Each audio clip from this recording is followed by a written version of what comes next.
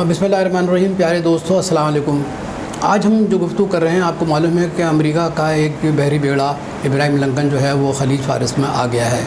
इसके अलावा अमेरिका का एक और बहरी बेड़ा जो गुज़श्ता कई सालों से बहरीन में तैनात है।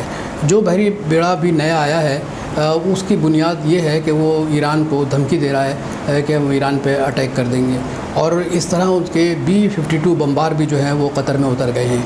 लेकिन ये सब कुछ जो है एक किस्म की नफसियाती जंग का आगाज़ है जो अमेरिका कर रहा है। लेकिन ये भी मैं आपको बता दूं कि ईरान इसके लिए बिल्कुल तैयार है, और ईरान के जो इस्लामी इनकलाब के रहनुमा हैं जनाब अली ख़amenei, उन्होंने एक बात अमेरिका को कही है, और उन्होंने कहा कि ना तो हम मुज़ाकरात करेंगे और ना जंग करेंगे। चुनांचे हम ईरान जंग नहीं करना चाहता, और अमेरिका के अंदर ख़ुद बहुत ऐसे लोग हैं कि जो नहीं चाहते कि ईरान के साथ किसी किस्म का तसादम हो या टकराव हो, क्योंकि उन्हें मालूम है कि अगर इस किस्म का टकराव हुआ तो पूरा इलाका जो है वो जंग की आग में भस्म हो जाएगा। वैसे भी अमेरिका जो है अफ़गानिस्तान में फंसा हुआ है, इसके बाद इराक़ में भी अमेरिका के फ़ौजी मौजूद हैं, इसके अलावा शाम में भी।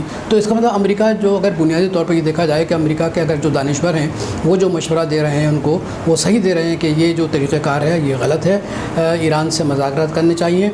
और 2015 में जिस तरीके से अमेरिका ने यकतफ़ा तौर पर जौहरी हथियारों से अलहदगी इख्तियार की माहदे से, वो मुनासिब नहीं है, और यही ख्याल जो है यूरोपियन यूनियन का है। तो हम समझते हैं कि अमेरिका को इस सिलसिले में सोचना चाहिए।